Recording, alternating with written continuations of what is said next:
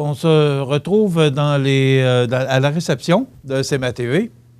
Et là, je vous l'avais mentionné qu'aujourd'hui, on recevait le maire de Montmagny et il est accompagné de 4 de ses conseillers, dont M. Marc Landlois, Bernard Boulay, Gaston Morin et Jessie Croteau.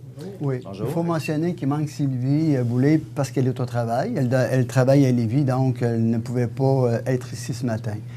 Bien entendu, il manque M. Yves Gendreau, mais on connaît bien les circonstances. Donc, moi, je voulais, surtout ce matin, démontrer à la population que ce n'est pas le projet de Rémi Langevin, c'est un projet qui est municipal, dont j'ai l'appui de la majorité des membres du conseil qui sont, pour la plupart, ici présents ce matin. Alors, évitez aussi d'avoir, que les gens aient dans leur imaginaire qu'il y a une dualité là, entre... deux personnes. Donc, c'est un projet de ville, c'est un projet pour notre communauté qu'on va parler ce matin. Bon, alors, on va parler du pavillon multifonctionnel à Place des Migrations. Absolument. On est là pour ça. Absolument. Cette semaine, il y avait un conseil municipal, il y a des gens qui se sont rendus, il y a des gens qui ont posé des questions. Oui. Maintenant, il faut parler de ce projet-là. Absolument. Rémi. On en est où maintenant, là? Parce que là, on veut donner de l'information, on veut donner de l'information juste et précise. Oui. Compte de taxes. On parle beaucoup et je pense que c'est ce qui a fait bouger le plus les gens, c'est la taxe spéciale. Est-ce qu'il va y avoir... Je vous dirais... Expliquez-nous c'est quoi cette fameuse taxe spéciale. Oui, mais au tout d'abord, parlons du projet. Ouais. Le projet en lui-même, vous savez... le Centre d'immigration, c'est un projet qui a vu le jour, sans en faire l'histoire, mais il est construit depuis plus de 30 ans. Donc, c'est un bâtiment qui fait partie de nos immobilisations. Hein? Quand on parle d'immobilisation, un camion fait partie de nos immobilisations, une aréna fait partie, etc., une piscine municipale, et le Centre d'immigration fait partie également. Nos routes, c'est des immobilisations. Tout ce qui a une durée de vie de plus de 15 ans, ça rentre dans des immobilisations. Donc, nous, chaque année, on a un budget pour entretenir nos immobilisations. Cette année, on va réparer la rue, l'avenue du Quai, et on a planifié de réparer ou de donner un peu d'amour au Centre d'immigration parce qu'après 30 ans, il y en avait besoin. Ça rentre dans nos immobilisations. Ce qu'il faut comprendre, là, c'est qu'on va investir en immobilisation cette année environ 3,5 millions. Et puis, dans le cadre de ces immobilisations-là, on a prévu de mettre 1,5 million pour réaménager le centre d'immigration. Puisqu'on y mettait un peu d'amour, on s'est dit, bien, rendons-le plus communautaire. Si on ne met pas l'argent dans ce projet-là, le 1,5 million qu'on a prévu dans notre budget, parce que là, on parle de règlement d'emprunt, mais on parle aussi de 1,5 million qui est canné dans notre budget. Si on ne le met pas dans ce projet-là, parce que ça fait partie de nos immobilisations, bien, on va le mettre ailleurs. On ne mettra pas en réserve pour un projet qui est présentement là, en réflexion, entre autres le centre sportif et puis culturel et de santé durable. On travaille avec un groupe de citoyens, un groupe de gens d'affaires, avec la commission scolaire sur ce projet-là. Vous savez, il n'y a pas de choix à faire, je crois, lundi prochain, le 16 décembre. On n'invite pas les gens à faire un choix entre deux projets. On vient simplement demander aux gens, bien, si vous venez signer le registre, bien, vous venez nous dire que vous ne voulez pas qu'on immobilise des sous dans une infrastructure qui est le centre d'immigration. Qui est désuète, qui a besoin. Alors, vous ne venez pas nous dire que vous voulez avoir un centre multisportif, parce que la question n'est pas là. On travaille là-dessus. Lorsqu'on aura des plans, lorsqu'on aura tout ce qu'il faut, qu'on connaîtra les coûts, les deux MRC qui s'engagent dans le projet, la Ville de Montmagny, la commission scolaire et la Chambre de commerce, on va évaluer les projets et on va à ce moment-là s'entendre pour voir quelle est la portion de la Ville de Montmagny dans ce projet-là, comme les autres partenaires qui vont y participer, ainsi que les programmes gouvernementaux. Alors, ce qu'il faut bien comprendre, là, c'est pas un choix que vous faites lundi. Là. On ne fait pas un choix entre deux projets. On vient simplement dire, croyez-vous que de donner à la population un endroit qui va permettre de réunir, se donner une vocation communautaire. Hein, parce que si on fait juste le réparer, le centre d'immigration, il ne servira pas plus qu'il sert là, il ne servira à rien. Il n'y a pas les installations qu'il faut, il n'y a pas des toilettes qui donnent adéquates pour la population. Il n'y a aucun service de restauration, il n'y a pas de fenêtre. Il va y avoir juste une espèce de salle ronde qui contient à peu près une centaine de personnes, qui sert à peu près à rien. Puis un théâtre qui va avoir été réaménagé, mais point. Alors, c'est ça que les gens, il faut qu'ils comprennent. Et ce qu'il faut comprendre aussi, c'est que on va à ce moment-là, tout simplement, décider dans quelle immobilisation qu'on va mettre le 1,5 million, parce qu'on en a beaucoup, hein, on en a beaucoup de travaux à faire, on en a partout. Et on avait choisi cette année d'en mettre dans le centre d'immigration parce qu'on va réparer une rue qui s'appelle l'Avenue du Quai. On va des écarts et des îlets. Donc, notre capacité de faire des travaux va se limiter à ce secteur-là cette année. Et Place d'immigration, bien, c'était donné là, à contrat pour en faire une rénovation. Alors, pour la mise au point là, du projet, c'est ça. Quand vous nous parlez de taxes spéciales, écoutez, on a adopté le budget là, lundi dernier, le 9, et à la lumière là, des résultats, puis à la lumière de ce que vous lisez dans les journaux, bien, vous voyez qu'il n'y en a pas de taxes spéciales. Et par surcroît, là, le projet qu'on a mis dans notre budget d'immobilisation, il va simplement, lui, se concrétiser en 2021. Il n'y a même pas aucun impact en 2020 sur votre compte de taxes. Il n'y en aura pas non plus en 2021 parce qu'il va avoir été voté cette année. Alors, puis une taxe spéciale, là, Montmagny n'en a jamais eu. Et puis une taxe spéciale, ça le dit, hein, c'est spécial. C'est en cas de force majeure, M. Montmagny. Ça, là, ça veut dire que c'est un tremblement de terre, c'est une inondation, c'est un ouragan, c'est quelque chose qui est imprévisible, qui fait en sorte qu'on est surpris par l'ampleur des coûts qui vient affecter notre population. Puis on doit absolument aider nos gens, puis faire en sorte que les gens ne soient pas dans la misère et puis qu'on soit présent pour leur devenir en aide. Et là, bien, on va dire, écoutez, puis tout le monde serait content de dire, écoutez, pour aider les gens qui sont pris dans des situations particulières, on va devoir mettre une petite taxe spéciale parce qu'on n'a pas le choix, là, on a un problème majeur. Mais dans un projet d'immobilisation normale d'un budget d'une ville, comment peut-on penser qu'on va proposer à la population un projet en disant, bien, écoutez, puis en plus, on va vous mettre une belle taxe spéciale avec ça, voyons. Ça sort de l'imaginaire, là. Et ça, je pense que les gens, ils ont compris. Les gens ont compris que tous les projets de la ville ne font pas l'objet de taxes spéciales parce qu'on a toujours travaillé dans notre capacité de payer. Si on n'a pas les moyens de se payer une infrastructure, on l'écarte de notre discours. On n'en discute même pas. Et les gens qui sont ici avec moi, là, c'est des bons chiens de garde. Vous savez, moi, là, je suis un porte-parole. Je ne suis pas le gars qui dit « c'est ça qu'on fait ». On en discute à tous les soirs, à toutes les fois qu'on se rencontre. On remet en question des discussions, on reporte des décisions parce qu'ils ont besoin d'avoir d'informations, ils ont besoin de savoir les aboutissants des projets qu'on veut mettre sur table. On réquestionne, même on nous a dit « là, on va dans un règlement d'emprunt de 3,5 millions » et ils sont tous là pour me dire « il faut que ça rentre là-dedans, là. Si ça dépasse ça, on va se rasseoir, on va rediscuter. » Écoutez, on est là pour gérer les deniers publics, on est là pour vous, on est là pour vous donner des services, on est là pour faire en sorte qu'on réponde à des besoins, parce que les gens, ils nous en parlent. À Montmagny, il n'y a pas de salle pour recevoir des gros groupes. Nos commerçants, nos entreprises, nos commerces, eux aussi, ils savent qu'on n'en a pas. Et ils savent qu'ils sont limités par l'accueil de certains groupes. Et le centre communautaire est pour eux aussi.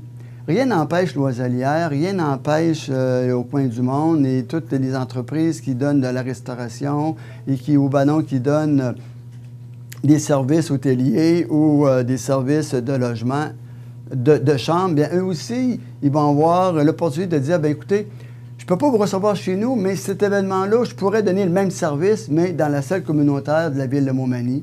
Alors, ils vont être les bienvenus, puis ils vont avoir les salles pour pouvoir le faire. Jamais une ville veut compétitionner les gens qui font vivre la ville. Voyons donc. C'est pas l'objectif non plus. Ben voyons donc, ça sort de l'imaginaire, ça aussi. Depuis quand qu'un conseil municipal va dire « Moi, je veux compétitionner les gens qui me font vivre ». Les gens ils vont dire « Ben écoute, on va s'en aller ailleurs, comprenez-vous? » Si, tout en gardant le sourire, il faut dire que c'est difficile d'entendre ce qui se véhicule. Et puis ce matin, je voulais démontrer à la population qu'on a des gens qui veillent sur le grenier, le grenier de la ville, sur les deniers publics.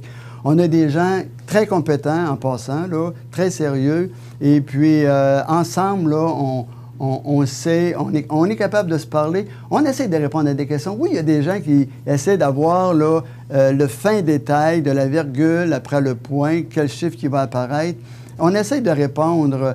Mais vous savez, vous comme moi, là, vous avez une maison, vous savez que vous budgétez de l'entretien et puis parfois, bien, il peut y avoir certains écarts. Mais s'il y a des écarts, vous allez récupérer dans d'autres postes parce que vous allez dire, ben, OK, on ne fera pas ci d'abord, puis on va s'assurer que tout va bien fonctionner. On fait la même chose. C'est juste plus gros. C'est juste 20 millions, là, au lieu d'être 50 000. Là. Mais on a un plan quinquennal de tous les projets que les gens nous apportent. On les met en priorité. On a un plan triennal qui vient, lui, circonscrire l'important. Puis on a l'année en cours. Puis là, on dit notre capacité d'emprunt, c'est de temps. On ne dépasse pas ça. On est très religieux là-dessus. Et voilà, fait que je sais que vous laissez prendre une grande respiration. Oui. Vous avez dû remarquer que je n'ai pas trop posé de questions, vous les laissez parler. On va s'arrêter quelques instants, faire une courte pause. Puis s'il y a des gens... on revient après, justement, par rapport à ce projet du pavillon multifonctionnel de la place d'immigration. Donc, on revient avec le maire et ses conseillers dans quelques instants. Alors, je reviens avec mes invités ce matin, le maire de Montmagny et les conseillers municipaux de la ville de Montmagny, par rapport à ce projet de pavillon multifonctionnel, ce grand projet pour la place d'immigration. Et on va faire parler, ils sont là depuis tantôt, on va les faire parler et voir leurs commentaires, justement, par rapport à ce projet actuellement sur la table, parce que vous êtes derrière le maire ou à côté du maire, ou on peut pas vous placer, mais vous êtes d'accord avec la position du conseil municipal par rapport à... On est tous sur le même rang, Michel. Okay. C'est juste qu'il y a un porte-parole. Jessica Croteau. Michel, quand j'ai décidé de me lancer en politique en 2017, j'avais 3 choses en tête. C'est d'être transparent, d'être à l'écoute des gens et puis d'être authentique. C'est ce que je fais depuis 2017 dans chaque dossier auquel je représente la ville, dans chaque projet que la ville nous apporte, que l'administration nous apporte des choses autour de la table. C'est les trois idées qui me reviennent en tête constamment. Et dans ce projet-là, c'est la même chose. Nous avons posé des questions, nous avons fait changer des choses. Il y a des choses qui ont été travaillées aussi par les professionnels dans le milieu. Quand on parle de la cuisine, quand on parle du bar, quand on parle de la salle en tant que telle, il y a des gens qui ont été consultés à Montmagny pour vraiment faire de quoi commun ensemble là-dessus. Et puis, depuis 2 ans, c'est ce qui me tient, c'est ces 3 choses-là qui me tiennent, puis je travaille là-dedans, on est transparent là-dedans, puis quand on parle encore ce matin, sur les réseaux sociaux, on disait, ben là, on mélange, ça va mettre en péril le complexe sportif. Non, ça ne mettra pas en péril le complexe sportif. Laissons les gens travailler dans chaque dossier, il y a des gens présentement qui travaillent dans le dossier du complexe sportif. Et laissons ces gens-là travailler. C'est quand même un dossier qui est quand même gros parce qu'on parle vraiment des 2 MRC. On parle de la MRC Montmagny. C'est un projet qui va être dans la grande région. Laissons ces gens-là travailler. Et puis pour le théâtre d'immigration, c'est autre chose. Fait que on va arrêter de mélanger des choses. Puis travaillons ensemble. Puis c'est une vision commune. Là. On ne va pas là pour tirer là, un peu tout le monde là-dessus. C'est un projet qui est commun, puis on croit vraiment à ça, ce projet-là. Un n'empêche pas l'autre. C'est justement. Exact. Gaston Morin. Bonjour tout le monde. Moi, j'ai été... les gens de mon district, ils m'ont élu parce qu'ils avaient confiance en moi. Puis je veux continuer qu'il y ait confiance en moi. Et puis on est transparent, on n'a rien à cacher. Comme je suis au camping, les gens là, sont heureux de nous voir à la direction parce qu'on est transparent. Lorsqu'il arrive quelque chose, on le dit à tout le monde. On ne veut pas cacher rien. Là. C'est tout simplement, c'est d'être ouvert avec les gens. Les gens pensent qu'on a ci, on a ça. Même il y en a qui avaient dit, j'avais... Il y a 2 ans et demi, j'avais eu une idée de peut-être emmener notre salle du camping près de Centre des près du centre d'immigration, mais on a fait une petite proposition, puis ça n'a pas fonctionné. Fait que les gens, lundi, avaient parlé de ça, mais c'était juste un abrège qu'on avait fait, nous autres, là. C'était une idée embryon, mais ça n'a pas fonctionné. Alors, on s'est retiré tout simplement. Il ne faudrait pas que les gens reviennent avec ça le même matin. C'est que avec le projet qui nous est arrivé après. C'est pour ça qu'on a changé d'idée. Et puis, je suis pour le projet à 100 %. Puis, c'est pour tout le monde aussi, un petit peu, là. On ne veut pas cacher rien là-dedans, là. Puis, les gens vont être heureux de la journée que la réalisation va se faire. Puis, on va faire l'ouverture de ce centre-là. Ça va être merveilleux. Ils vont tous être heureux de ça. Le camping va en profiter aussi. Énormément, oui. On se fait demander ça souvent. Il n'y avait pas une grande salle, pas loin, là. On a une petite salle là, pour recevoir des gens un petit peu, une centaine de personnes. Mais pour une salle de 300 personnes et plus, on n'avait pas ça. Alors, les gens vont être bien heureux parce qu'on a reçu des gens de la FQCC, des gens qui viennent de l'extérieur. Puis ils disent, comment ça, vous n'avez pas ça? Mais il dit, un jour, on va en avoir une. Puis là, bien, ça va être ce jour-là. Normalement, on espère que ça va fonctionner d'ici à 2021. Merci. Puis, il ne l'a pas dit, mais Gaston travaille aussi sur d'autres projets parce qu'il y a vraiment le développement à cœur. Et puis, surtout dans ce secteur-là, il voit beaucoup de potentiel, hein, si je ne me trompe pas, Gaston. C'est bien mais ça, ouais. on ne le dira pas. C'est embryon, c'est pour ça. C'est embryon. Conseiller Martin Langlois? Oui, bonjour Michel, bonjour tout le monde. Écoutez, à l'instar de mon collègue Jesse Croteau, moi aussi, quand je me suis impliqué en politique, c'était vraiment pour améliorer nos infrastructures, améliorer tout ce qui se passe. C'était dans le but de travailler pour l'ensemble de la population de Montmagny. Et c'est ce que je fais, je vous le dis. Là, tous les projets qui sont mis sur la table, on les regarde, on les analyse, on les questionne. Et je vous dirais que des fois, là, on n'est pas tout à fait d'accord, mais on en vient à un consensus parce que le seul objectif que nous avons, c'est de travailler pour la population de Montmagny. Et ce projet-là, M. Montmagny, cadre vraiment là, dans l'optique de donner à la population de Montmagny un accès au fleuve, un site exceptionnel. Moi, je me promène partout dans la province, puis des sites comme ça, là, il n'y en a pas, ou presque pas. Alors, on est privilégié et comme monsieur le maire vous le disait tout à l'heure, c'est un investissement, mais en même temps, c'est un investissement qui est vraiment à valeur ajoutée pour la population de Montmagny. Et j'appuie ce projet-là, là, dans mon âme et conscience, là, de toutes mes forces, parce que je suis persuadé que ce sera bénéfique pour la population de Montmagny. Bernard Boulay? Salut, Michel. Écoute, je suis de l'avis même que mon confrère, que mes confrères, que M. le maire.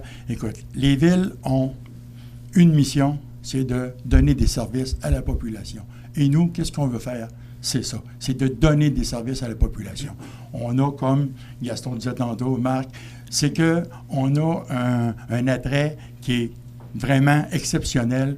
Puis, ce qu'on veut faire, c'est de le promouvoir et d'en faire quelque chose. Vous avez vu les plans, c'est quelque chose de grandiose, c'est quelque chose d'extraordinaire. Donc, faut y aller avec, c'est important. Pour la municipalité et pour tout le monde, tous les citoyens. On est là pour vous servir. Donc... Merci, conseiller Boulay. Maintenant, je reviens avec monsieur le maire, parce qu'il nous reste à peu près une dizaine de minutes pour conclure. Bien, je voudrais parler du règlement d'emprunt. Oui. Et en même temps aussi, je voudrais rajouter, parce que la question que nous est posée, pourquoi aller si vite? Hein? Fait que je pense que ça vaut la peine de répondre là-dessus. En fait, oui, on a un projet de règlement d'emprunt de 3 150 000. C'est là-dessus qu'on va ouvrir le registre lundi. Mais ce qu'il faut comprendre, c'est que nous, on est identifié. Vous savez, il n'y a pas personne autour de la table qui a dit 3 150 000, c'est une pinotte. Et on dit, bien, c'est le total de notre capacité de réaliser des travaux, 3,5 millions. Alors, vous comprendrez qu'on n'est pas parti sur cette base-là pour s'entendre sur l'investissement dans ce projet-là. Alors, on a dit, nous, notre capacité là, de mettre des sous dans notre emprunt cette année, c'est 1,5 million. Alors, on a dit, bien, entre 3 150 000 et 1,5 million, elle est où l'argent? Alors, on va ponctionner dans la TEC un montant d'argent de 400 000 pour justement aider à diminuer notre emprunt. On va prendre aussi un montant qui avait été déjà voté par règlement d'emprunt, qu'on devait d'abord aménager toute la surface extérieure. On s'est dit, bien, je pense qu'on peut prendre ces sous-là et la mettre sur le bâtiment, parce qu'un stationnement sur l'herbe ou sur le gravier, ça peut faire l'affaire, et puis même très bien, parce qu'on n'a pas besoin de faire de bassin de captation d'eau. Peut-être que laisser ça nature, c'est encore ce qu'il y a de mieux parce qu'on parle d'un endroit naturel, un endroit où on veut que ce soit intéressant et puis on ne veut pas avoir trop d'artificiel. Alors, on a dit, on va prendre ces sous-là, on va le mettre là-dessus. Et on a identifié pour environ 600 000 des gens qui vont contribuer de façon pour se donner des visibilités dans un projet qui va leur en donner. Parce que tout près d'un camping, accès au fleuve, donc ces gens-là vont bénéficier de beaucoup de visibilité et sûrement qu'ils vont avoir beaucoup d'intérêt à venir mettre ces sous-là. Donc, on vient de diminuer le 3 150 000 à 1 million. Puis, il y a 150 000 de frais temporaires de réalisation de travaux. Vous savez, avant de faire notre règlement d'emprunt final qui va se faire en 2021, bien, il faut emprunter temporairement. Alors, le 150 000, lui, c'est pour payer les frais d'intérêt temporaires. Alors là, ça nous ramène à 1,5 million. Et on nous a tous bien avertis. On s'est avertis nous autres mêmes. On n'a pas besoin que quelqu'un nous avertisse de ne pas dépasser le budget parce qu'on n'aurait pas les moyens. Alors, si vraiment on voit un appel d'offres puis que les enveloppes s'ouvrent à 4 millions, écoutez, on se rassit et puis on va se questionner. Là. Selon nos architectes et ingénieurs qu'on a mandatés, puis on nous a même critiqué d'avoir payé 120 000 pour engager des gens qui vont nous dire les vrais chiffres. Là, on les a, les vrais chiffres.